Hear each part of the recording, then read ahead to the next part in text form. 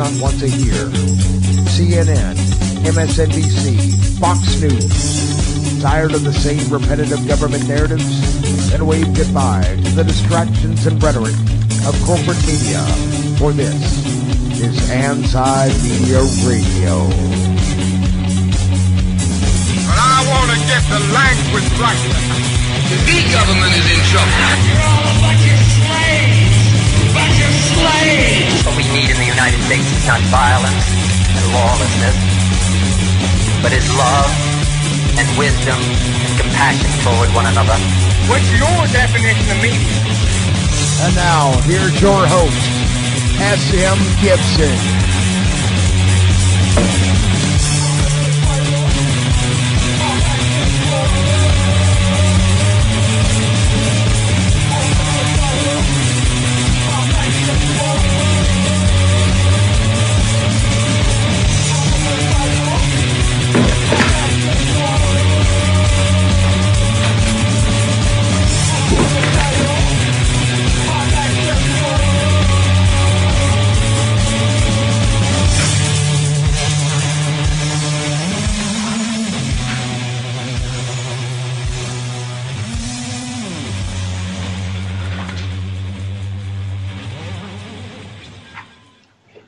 You know what day it is already. You've had this day circled on your calendar for, at least a year. It is November the 8th, 2016. That is the day that Americans have gone to the polls to vote for their next president of the United States. My name is S.M. Gibson. This is Anti-Media Radio. You were seeing people starting to freak out that it's a possibility that Hillary Clinton won't become the president of the United States. That's not a shock to anybody that keeps up with what's going on here with us on Anti-Media every Tuesday and Thursday nights on the UCY TV. But here's the problem. Whether you get Hillary or whether you get Trump, we still have to deal with the exact same problems.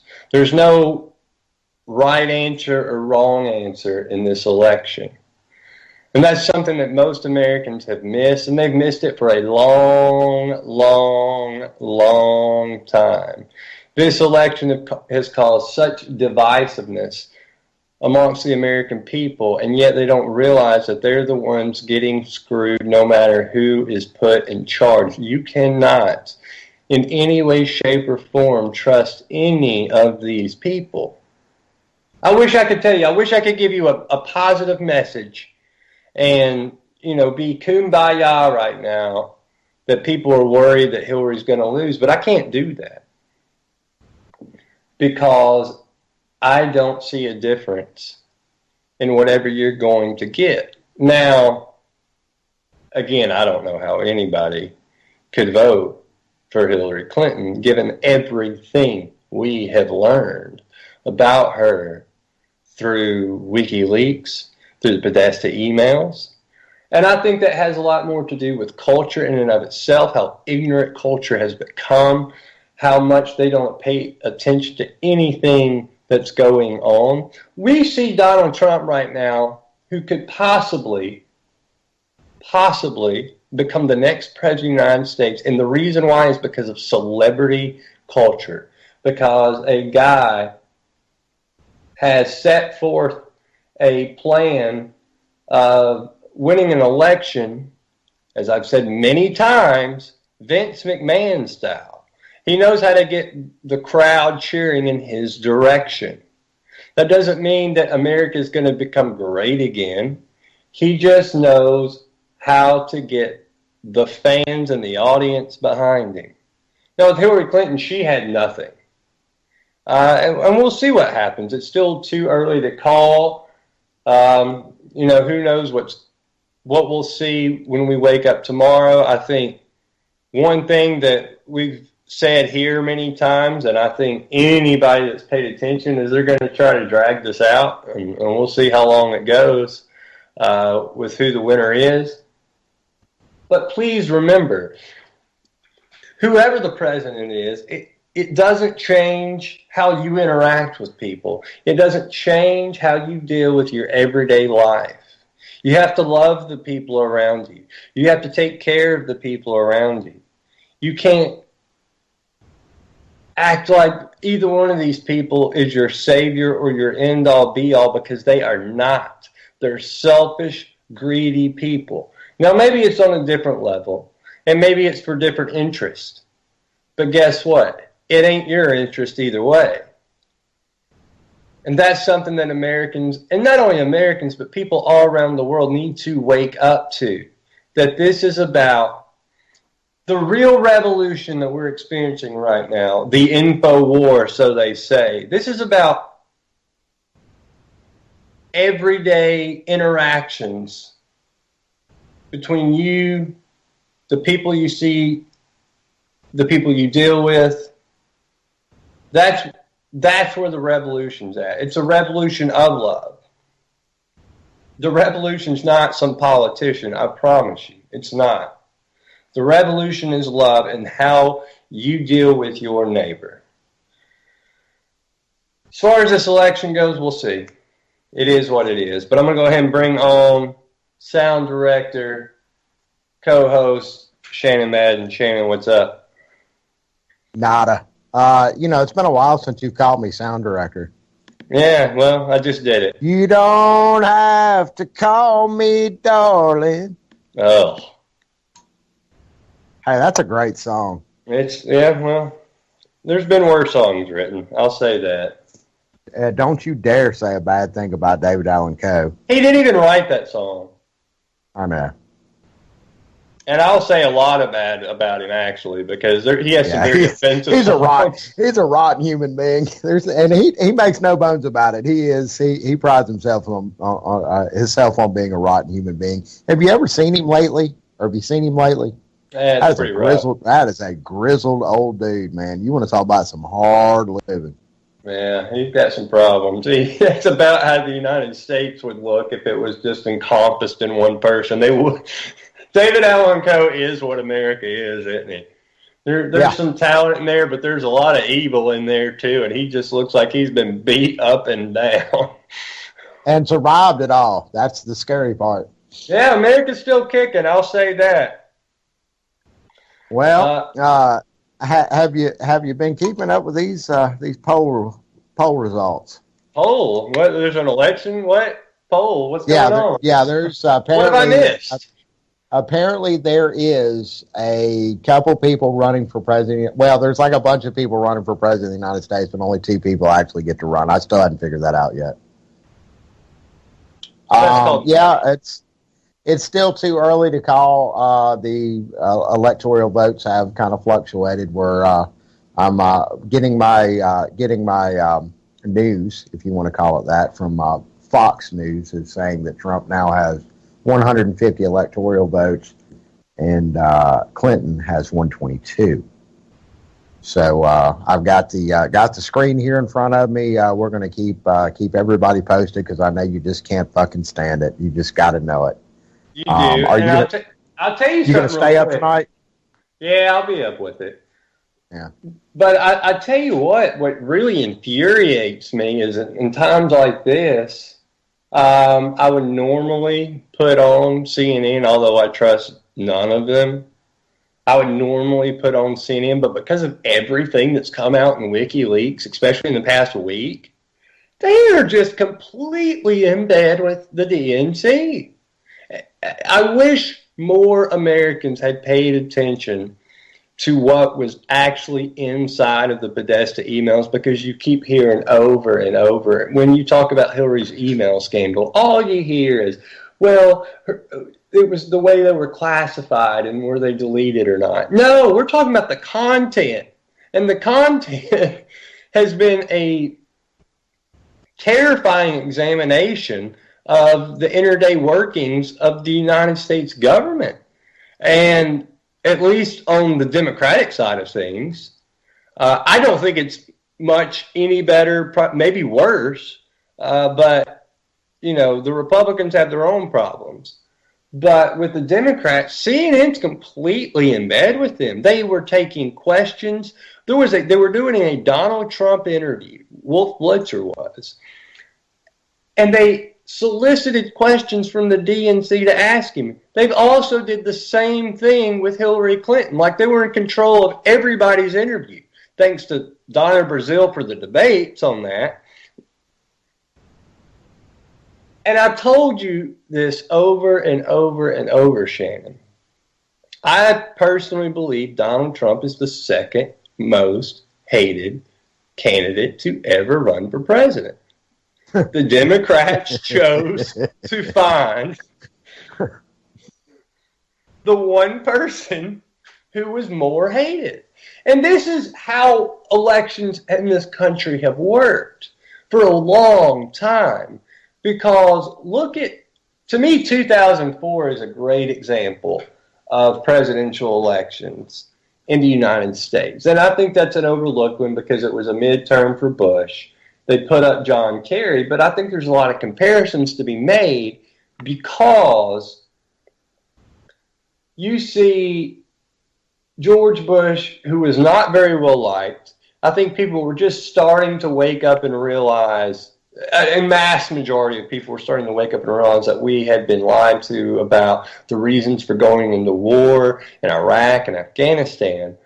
But I personally believe it was very easy for the Democrats to have beaten Bush in 2004. It's like they went out of their way to find who is the one person here that we can get to lose against this guy. The guy that has so many inconsistencies in his rhetoric versus his policy. Who is the biggest hypocrite we can find? Who can we get to lose against this guy? And the same could be said for the 2012 election. We've talked about it on here. I believe the Republicans could have beaten Obama in 2012. The entire election was centered around Obamacare, and they went and found the one guy who had Romney care. That's where they supposedly got the idea to have Obamacare. It's a joke. And I don't know if it's set up this way or if it's just, with this election specifically, just greed and just power hungry, pushing Hillary into this position. But they've done it. As you just said, that is kind of what has fueled my opinion to this point that this election's still very early, and I really honestly believe that we're going to wake up with that evil woman as president of the United States. I hate to say it, but all of the signs and the money has really pointed to that. I mean, what she was able to accomplish and the DNC were able to accomplish right out in the open in front of everybody. It was in the open. It was open to a degree. It was open. I felt that, you had to be a complete idiot to not see what was going on there. Well, look at what happened with the polls out in Arizona, where suddenly a bunch of polls closed down mysteriously. I mean, things like that plagued that whole entire side of that election. You're missing a really big thing. You just said you'd have to be a complete idiot. Unfortunately, we are watching an election right now between Donald Trump and Hillary Clinton. I don't know. I wouldn't call the mass majority of people supporting that Rhodes Scholars.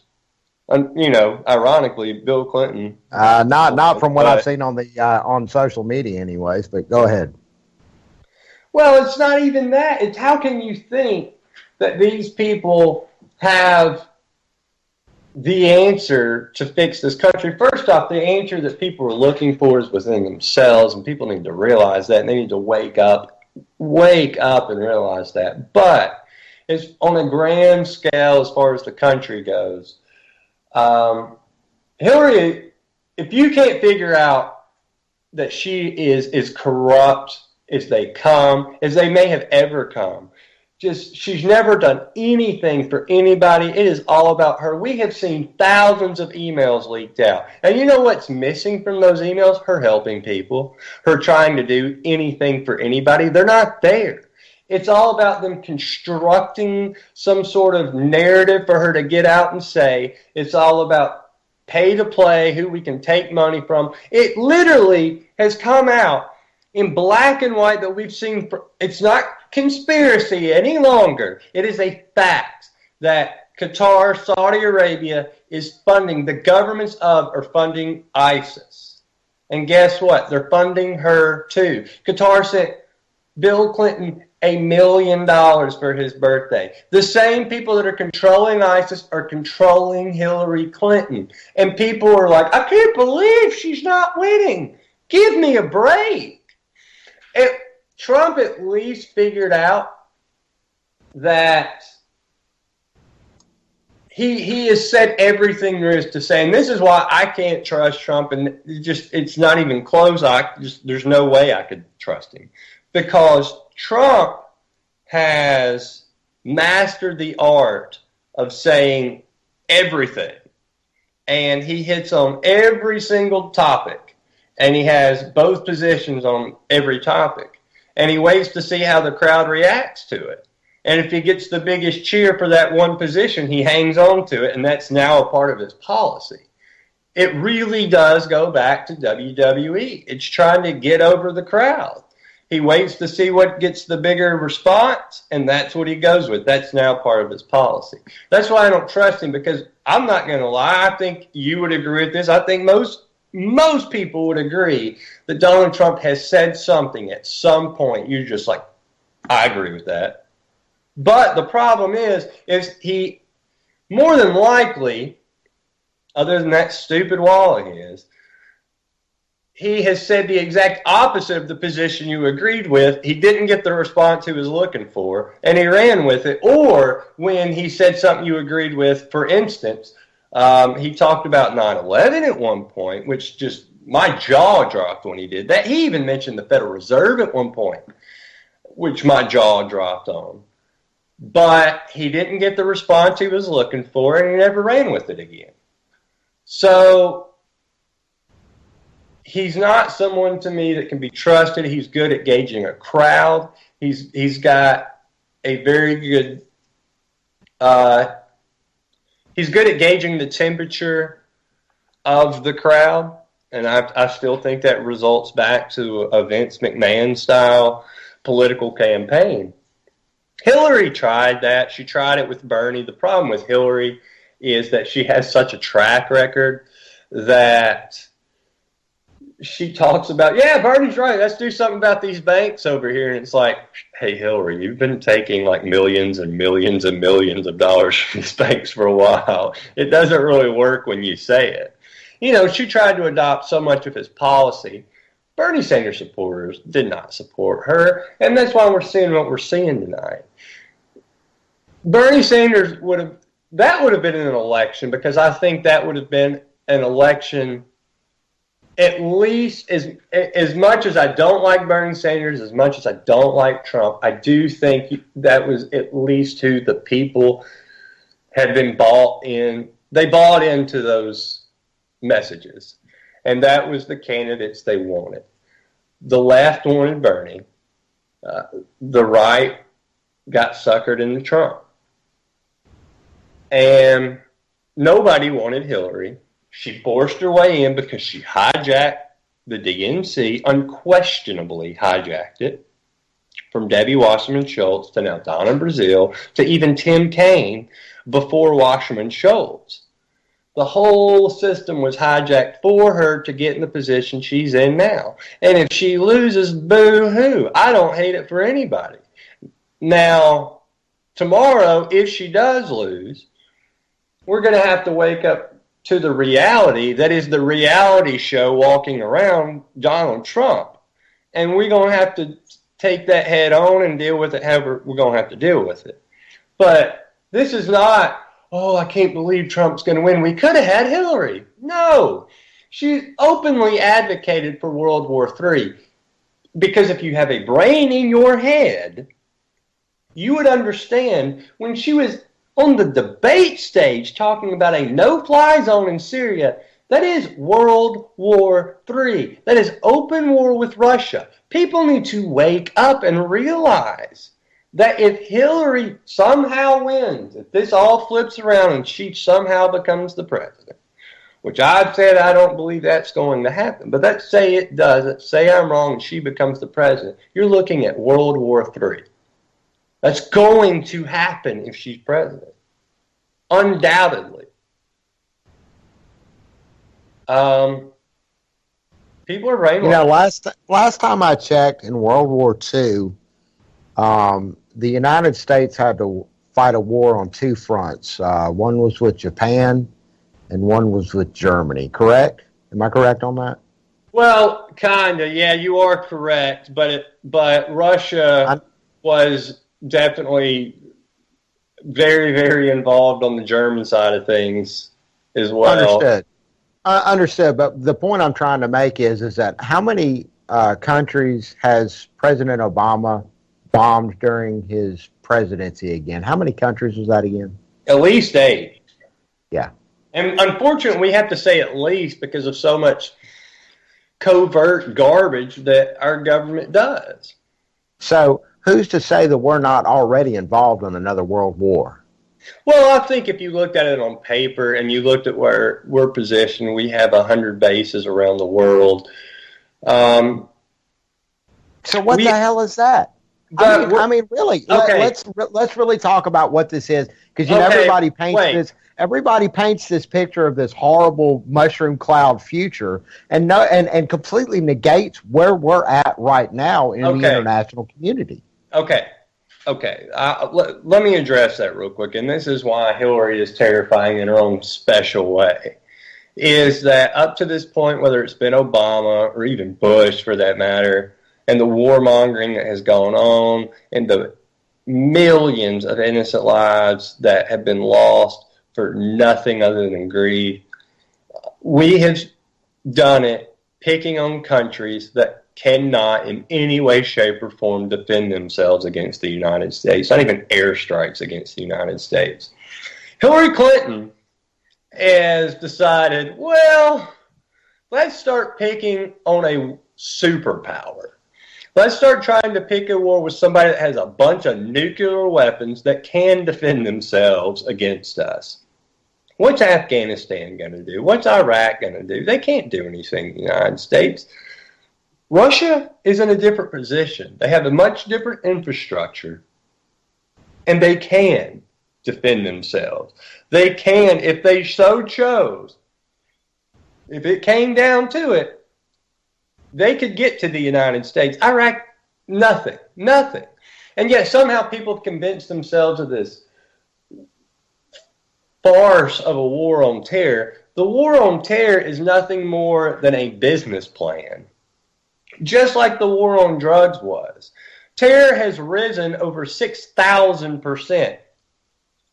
6,000. That sounds like hyperbole.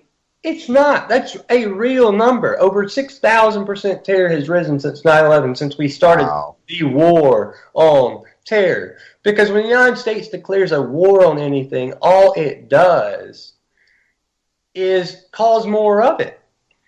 So you're right in what you're saying as far as us being in I guess, a world war. A war on many fronts. But unfortunately, our government is at the root of all of it. It unfortunately is. But so far, as despicable as it is, it's been picking on a bunch of people that can't defend themselves. Once you start messing with Russia, you're in a whole different playing field. And then, who's going to back Russia is China. And that's a whole different playing field. And that, again, I really honestly don't believe that whoever winds up becoming president, all this loud talk about Russia and China and so on and so forth is going to quickly dissipate. And there's going to be some quiet conversations behind closed doors. Not with Hillary. Dignitaries and dignitaries of those countries to smooth and ease tensions. Now, Iran, however, I don't know about Iran. Well, you've got to remember, too, that Russia is allies with Iran. So no matter if you're talking what's going on in Syria right now, if you're talking Iran, Russia's going to get involved because it's not I do believe that a lot of the Russian rhetoric would die down if Hillary won, as far as they interfered with our elections and that whole scenario. The scary part is what wouldn't die down. It's the situation in Syria. They would push it even further, and that's where I think we're going to face that with both candidates. I really do. I don't see with Trump. I don't see any, because of course he's going to have to appear hard and tough on terror and tough on this and tough on that. That to me is I where don't see with either candidate. I don't see with either candidate where I get a drop off on what's going on in the Middle East. I really don't. I get a sense that we're going to see business as usual over there. Trump, there's a lot of people making a lot of money. It depends on what day he's talking. And that's the truth. Some days you hear Trump talk and you're just like, all right, we're not going to bomb people anymore. And the next day he's talking about, we're going to expand the military times 1 billion. We need to get tougher. We need to be stronger. Right. We let these terrorists know that we mean business. Yeah, right. Where have we heard that from before? And which from Texas. Which part of that message is his campaign rhetoric to get votes, and which part of that message is genuine? I honestly can't tell you. And I think so many people can assume what he means. You don't know, and I don't know. I'm not going to sit here and he said everything. He has been on every side of every position. Nobody knows. It's feasible. It is feasible he does the right thing in that. And it's feasible that he gets a whim and we just start bombing people. Nobody knows. And there's nothing about him, to me personally, that can be trusted. I want to real quick hit a story we've got up on the front page of the antimedia.org right now. It is election night. And I think this is massively important, especially when you talk about presidential candidates. Oh, they're going to help the economy. They're going to do this. Oh, they're going to put money back in the pockets of everyday Americans. U.S. presidential election spending sets new record of $6.6 billion dollars. No matter how poor and indebted a country is, there's apparently always enough money for two things, and we both discussed them here tonight: war and elections. According to GoBankingRates.com, the current U.S. presidential election is set to be the most expensive race to date. So far, it has cost at least $6.6 billion. As of October the 25th, the two major presidential candidates had spent a combined $1.13 billion running for office, compared to the $913 million spent at the same point of the 2012 race. Wow, that is so much money. Wow, that's so much money. For what? Just so one of these asshats gets elected. That's it. That is the only reason that money's been spent. Now, listen. It's been divvied up, I know, among other candidates from each party, but the vast majority of it, though, has been spent towards both of these assets. But, this does go back a little bit to what we're talking about, the DNC and Hillary's hijacking of the DNC. According to Bloomberg, Donald Trump has largely relied on his own wealth and millions of small donations to support his campaign. As of October the 19th, Trump had contributed $56 million of his own money into his campaign and had spent roughly $430 million in total. Clinton, on the other hand, was able to raise, this is what Hillary Clinton raised, $1 billion and had spent $897 million at the same point in time.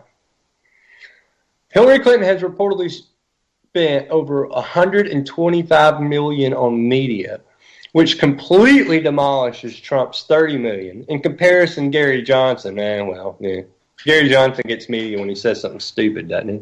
He's only spent What's Aleppo? What is Aleppo? Gary Johnson has only spent $87,000 on media, and Jill Stein spent approximately $484,000. Wow, Gary Johnson. That's a waste of money for Jill Stein, and we heard way more about Gary Johnson than we did get Jill Stein. I personally saw more about Jill Stein, and I think that's probably in the circles I'm in. To me, Jill Stein, would she be my first choice for president? She wouldn't be. But, of the four people running, she would have been my choice of the four. Again, that doesn't mean that's an endorsement of her. But compared to Gary, Trump, and Hillary, I think, she was the better of the four. That's just kind of how far we've gone down the path we're on. Most concerning, however, is the fact that the cost of the Democratic convention topped Clinton's spending on media and totaled a whopping $127 million. You ready for this? Get ready, buckle up. Worse off, $43 million of it was federal money, tax dollars. Your tax dollars are going to spend for Hillary Clinton to promote herself in bombs. Hooray. They just called Ohio for Trump. That's unbelievable. That's unbelievable. That's pretty wild, yeah. We'll see what happens. We'll see where it goes. I'm sorry. It's one of those things where, I'm not looking forward to the end result either way, but if she loses, just to see the look on her face of disappointment, man, that'll be beautiful. This is what that terrible woman has spent her whole life murdering, stealing, everything she's ever done to get herself in this position and to get so close. It's like watching a football game. If you get beat in a football game by 3 touchdowns, it's like, oh, well, that stings. We lost and I feel terrible. But if you get to 1 second left in that game and they beat you with 1 second to go on the Hail Mary, it's like ripping your heart out. And that's what this would be for her. And I can't think of that to happen to a worse person and a better candidate to see that happen to. Look, I don't want to see either one of these people become president of the United States, but to see a really horrible, disappointed look on her face would make me happy inside. I'm sorry. It totally would make me happy. I'm not going to say it would. I would, in that moment, I would have a little bit of joy in my heart to see how upset she was. That everything she had ever worked for just failed, because she's never done anything for anybody other than herself. So, this is what she's been building towards. And to know she lost to somebody that used to host The Apprentice a few years ago, that's really rubbing it in, isn't it? That's more insult to injury when you think about it, because of who's going to be. But, I guess silver linings here when you're looking at what we're looking at. You got to find anything you can to. Oh, now I will say this: whoever gets elected for president, that guarantees that there are at least 4 years of really, really, really dank memes ahead for us. Absolutely, and I'm okay with that. I do believe that there are a lot of memes in our future. And man, the dankest of the dank memes. Come on now. I don't think the internet will have, no matter what happens, I think there will be a pretty swift and harsh response to either one of these two people winning. Where do we go from here? I don't know. It's, a lot of tonight is just wait and see. I know people are starting to freak out. I know, especially I think because of the media, again, through WikiLeaks, Assange, I've always respected Assange, but to me, he's gone above and beyond, and he's an absolute hero. I think it's disgusting that so many people look at Assange and think, he's an operative. People weren't saying that. Well, they were, but it was on the reverse side. when he was calling out Bush for all his business. It's funny how people like Sean Hannity, who everybody hated him, they wanted to, drag him to the gulags. And now that he's going after Hillary, they love him. But I've always liked him. I've liked him since day one. This is what, he's an American hero and he's not even an American citizen. It's ironic, isn't it? It takes somebody from outside of the United States to really deliver the media to the world. And you're talking about Vladimir Putin, right? When he hacked the emails? Did he? Yeah. Yeah, of course he did. Hillary said so on TV. Why would you think she would lie to the American public on TV? Are you serious? There is a great story I read today talking about the Clintons and their scandals and about how everything's a right-wing conspiracy to get the Clintons. Oh, man, it's always a right-wing conspiracy. And it made a point that just really hammered it home. Okay, the same Republican machine of the right-wing conspiracy and all that, they tried to drum up a lot of stuff on Obama that fell on deaf ears because there wasn't really any evidence of any of it. For whatever you think about the birth certificate and that whole stuff, they went out on they had all that going, and it didn't really work out because there wasn't a lot of evidence. It was what it was. But with Hillary, the point is right-wing conspiracies went after Obama and nothing really stuck because there was no evidence. They're like, then why, when there's right-wing conspiracies against Hillary, there's always a mountain of evidence? They're like, that's not a right-wing conspiracy. That's called they're just finding out the facts about you. Yeah. But, she's going to do her spin PR campaign. And look, I don't think anything's above being rigged. I don't. I think computers could be hacked pretty easy. I believe there's a reason they're not calling some of the stuff they're not calling right now, because the media is in bed for whatever reason. Up to this point, we've seen it in black and white. They've been in bed with Hillary Clinton. But so have the banks. So is George Soros. So are the power players, the elite. And having said all of that, and the many times we've referenced on this show that this whole system is rigged, what happens if we wake up in the morning and Donald Trump becomes president? Is the system not as rigged as we thought? I've always thought. You think maybe concessions were made because public opinion has been so wild about this and all the nasty things we found out about Hillary Clinton through the WikiLeaks? I think it's a good question, and I'm not going to sit here and pretend like I have an answer for it. I think it's a great question. And again, there's we have discovered more about ourselves and more about how our government is truly ran in this election. There have been so many topics that are now, topics that we used to consider, we may quietly discuss with a friend, but wouldn't really talk about in open. And people are really out and loud about a lot of different things now.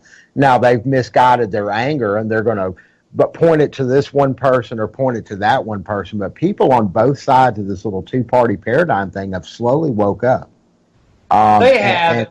And this election, first off, I think, and there's still people living in their bubble. I think those are the people that voted for Hillary Clinton. But I think this election woke a lot of people up, and it proved a lot of the quote-unquote conspiracy theorists. I think that, that's not, the conspiracy theorists have been proven to be the only people living in reality. And the genuine, real conspiracy theorists are the people buying into this garbage. A perfect example of that is the whole Russia business and WikiLeaks, or Trump being a tool of Russia. There's no evidence. As much as I don't like Donald Trump, and as much as I don't trust Donald Trump, there's no evidence, zero, that he's tied to Russia. There's no evidence, zero, that WikiLeaks is doing anything on behalf of Russia. There's no evidence that Russia has tried to interfere with U.S. elections. Why would they need to? Have you seen it? And Hillary Clinton wants to play the victim because that's all she's ever done. Oh, it's the Republicans. Oh, it's the conservatives. Oh, it's the right-wingers. Oh, it's Russia. It's always somebody. It's never her. She's never held herself accountable for anything other than when she was proven that she had her private server. Well, I made a mistake. It's okay. I made a mistake. And then the Iraq vote. Well, I made a mistake, but I feel differently now. You realize she has supported every single war that has been put in front of her. And this is something that people need to remember, is she, when Democrats did not strongly support going into Iraq when Bush was pushing for it, she helped round up the Democrats to support that war. She was a champion of it from day one. They wanted Libya to be some huge grand thing that she was going to be able to point to during this election. Oh, she fixed Libya, and it's turned into chaos. It's turned into such chaos that the people that oppose Gaddafi are now saying they wish he was back in power. That's why at one point you had her on camera going, well, we came, we saw he died, ha ha ha ha. She thought this was going to be something she could hang her hat on politically, and it blew up in her face. She's done nothing but cause destruction everywhere she goes. So, I don't know. That's my rant on it, I guess. Right now, the electoral count, Fox News has Trump at 168, Hillary Clinton at 131. Yep, that's where we're at. We shall see. You know, I mean, she's going to carry California. I don't think they've called that. Or they even closed the polls there yet? I guess not. The polls, well, actually, she'll carry the whole West Coast. I believe the polls close at 7 o'clock, if I'm not mistaken. If they have officially closed. 17 minutes before they call it for Idaho, Oregon, Washington, and California, which I don't know about Idaho, but she'll carry the other three for sure. She may carry Idaho too. But you know that you got to remember that's all factored into this when we start talking about it. We know who's going to carry what for the most part, and it boils down to 5 states, 6 states, depending on the year, depending on the election.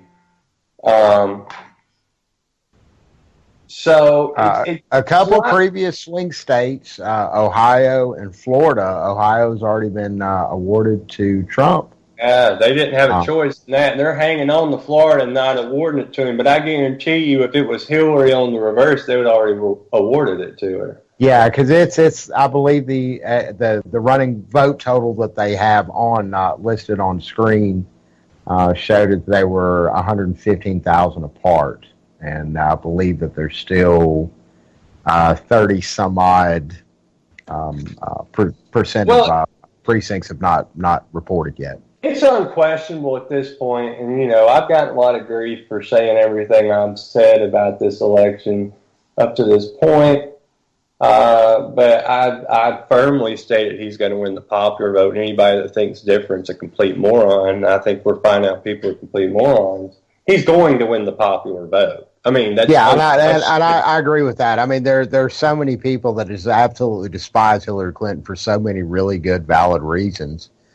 You know, I guess that's really the major edge that she's had over Trump is that as far as pissing people off, she's been pissing people off for a long time. He's the second most hated candidate in U.S. history. He's the second most. He pisses a lot of people off, but he hasn't really pissed off everybody or a large group of people until very recently. Everybody's pissed people off, I think. I mean, when he made his comment about Look, when he called Mexicans criminals, I mean, he says stuff. No. I'm talking about before this election, and I'm talking about Hillary has had decades and decades sure, of people hating her skanky ass. Certainly, I don't think people had a problem with Donald Trump on a personal level, really, before this election.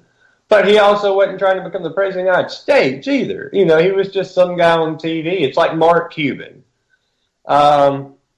I like Mark Cuban just fine, but guess what? He's not trying to do anything that'll affect my life in any way, shape, or form. If you were in for president, it'd probably become a pretty different story really fast. Yeah. So, you get that. Well, they just called North Carolina for Trump. Yeah. Yep. Man! I bet people are freaking out on the social media. Oh, there's some feels going on right now. Look, yeah, I again, think I'm probably going to just completely ditch social media for about a month after this election. I think I've earned it. I think that's probably smart. I think we all should, because we'll see what happens, and it's the fear of having him become president, because I don't see this as a great thing. I don't like it. I don't like it. I can't stress that enough. But to see the people disappointed, that's the one silver lining here. I don't know how anybody bought into her business. It's like, at least with Trump, it's like when you believe this guy's lies of which there's no record to really prove or disprove, and you just believe some guy that's lying. Fair enough, whatever. That's up to the discernment of the individual. There's 30 let me make years. Let me make a correction. Let me make a correction real quick. They've actually counted 95% of the precincts in Florida have reported, and we're about 115,000 votes apart, Trump's favor. Yeah, and what Bush and Gore came down to 500 votes or something? Yeah. Yeah, they're holding on to that, but they don't want to give it to him. But it looks like they're going to have to. The whole map's going red. You see them clicking it? Yeah. Looks like a Verizon commercial. That's about the coverage you get, too, from those idiots. But anyway, I want to stress, if you're down and out from this is what people need to remember, for the people that are just as terrified as I am. But look, if you voted for Hillary, I'm sorry for you, but won't you wake up and realize, first off, this is what happens when you steal an election from another candidate in the Democratic primary. She didn't beat Bernie, and this is who they wanted to put up. What do you think would have happened? What do you think tonight would look like if it was Bernie and Trump? I think it would be a much closer race. Very, very much more divided among party lines, because you've even said it on the show. The people that are going out and voting for Trump just because they're so disenfranchised with what the Democratic Party has done to them in their fields. Sure. I don't know how much of that's valid. I know personally I see it every day. There are people that are lifelong Democrats that after what they did to Bernie, they were just like, no more. This ain't happening anymore. And it's a younger generation. This isn't the same. Okay, in the Clintons in the 90s, especially, they got to pass on everything. No matter what he did, he lied under oath. Got to pass. They got to pass on everything they did. We have a younger generation now. And for whatever was in Bernie's message that resonated with younger people, whatever caused that, he got a lot of young people out to support him. Thousands and thousands and thousands. Go look back at Bernie Sanders rallies against Hillary Clinton's rallies. Go look at Trump rallies against Hillary Clinton's rallies. It shouldn't be a surprise for anybody. She couldn't get more supporters out for her than Bernie Sanders, much less Donald Trump. But she screwed her own party for her own greed. And all those young people that didn't remember the Clintons, that weren't around for that were too young to remember it, they said, what? Who are you? You're the old lady. You're the establishment. You're this, you're that. We're not buying it anymore. And this is the result. This is what we're seeing. So people need to remember she's done this to herself. And if people that are Democrats that are upset about this, you know who is to blame for it? It's Hillary Clinton and all her cronies that she got working for with Donna Brazile, Debbie Wasserman Schultz, Tim Kaine, and the list goes on. She's done this to the entire... Everybody was talking about the Republican Party imploding. I hope it does, because screw the Republicans.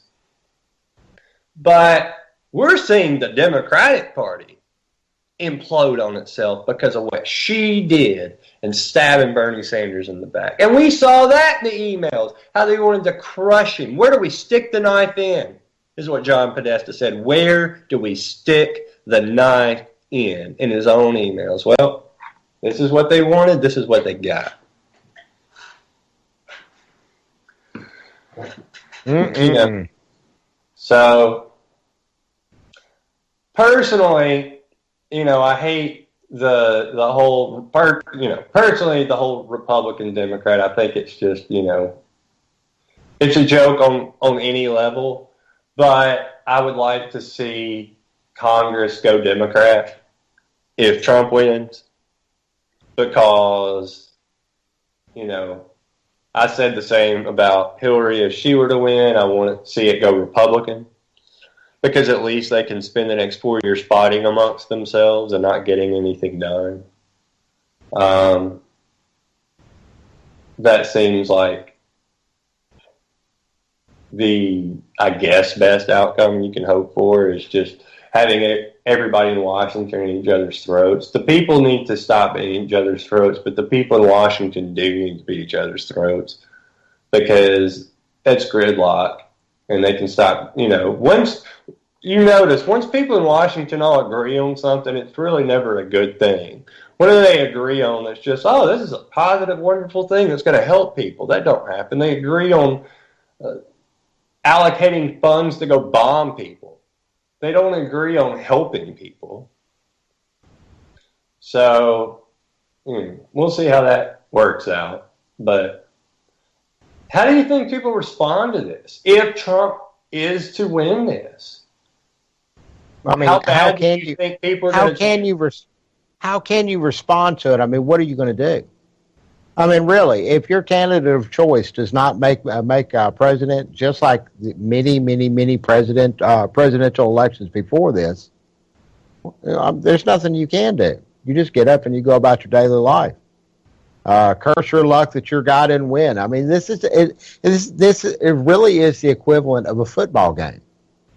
Either your team wins or your team doesn't win. It doesn't matter at the end of the day. Your life does not change.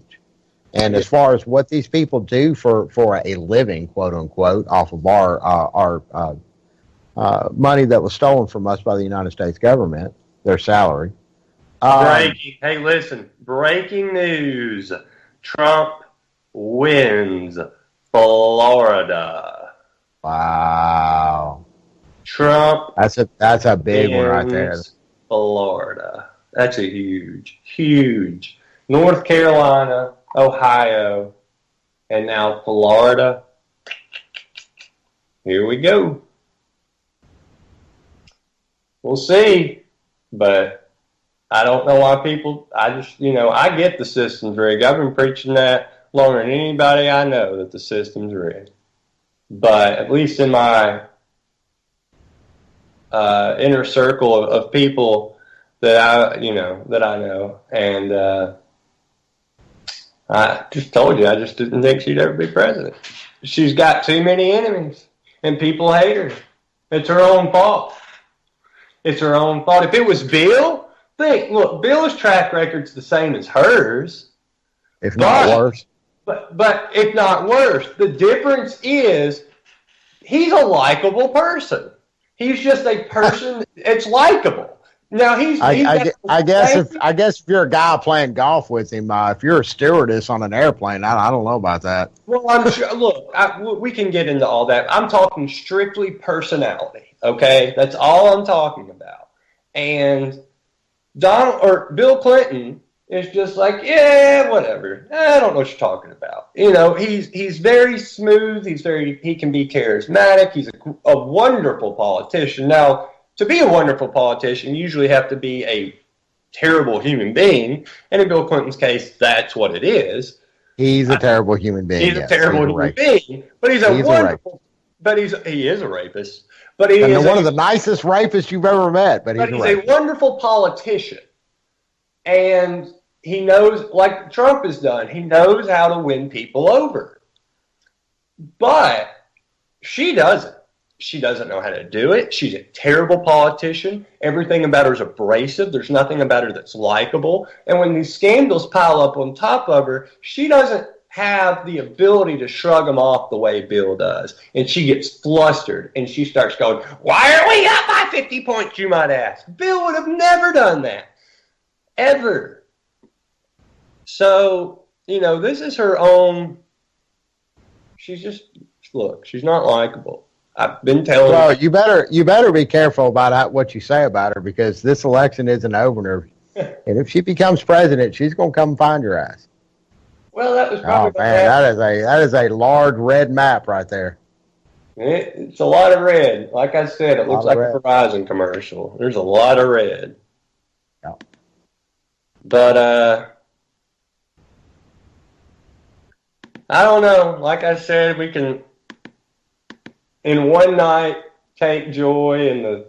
I probably would have done it on the other side too. I'd have taken joy in both of them losing. It's the silver lining, but I really take joy in her losing if she does. I just want to see the look on her face if she has to concede. Man, I'll carry that with me right in my heart forever. We'll TiVo it and watch it together. Oh man, buddy. Play it over and over. Yeah. That will be a joy. Because I'm trying to find the positives in all this, and that's one positive, is to see a terrible person just be crushed tonight. Just be crushed. It's unfortunate, that Trump's going to be the president. Again, we'll wake up and we'll deal with that tomorrow, because that don't sound fun. And again, it doesn't matter. We're still going to have all of the things that have been set into place that we, as conscious Americans, are realizing that, first off, the taxation is theft, and that money goes towards some of the most horrible, despicable, evil things you could possibly imagine. So our system is still way beyond broken.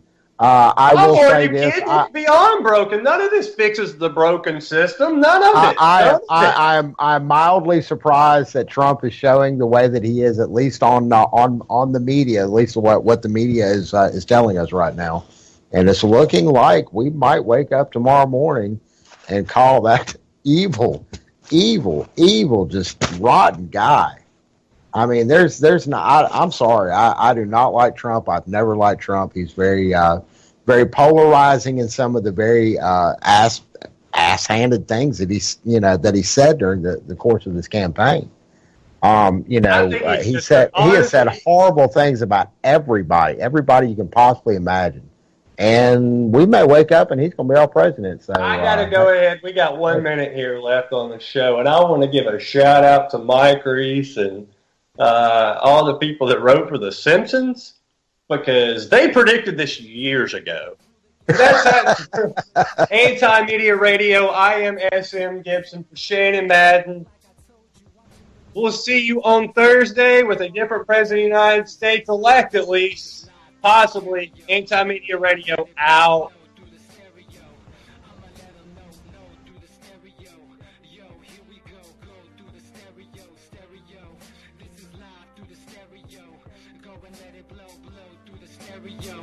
I'ma let them know through the stereo. Yo, here we go through the stereo.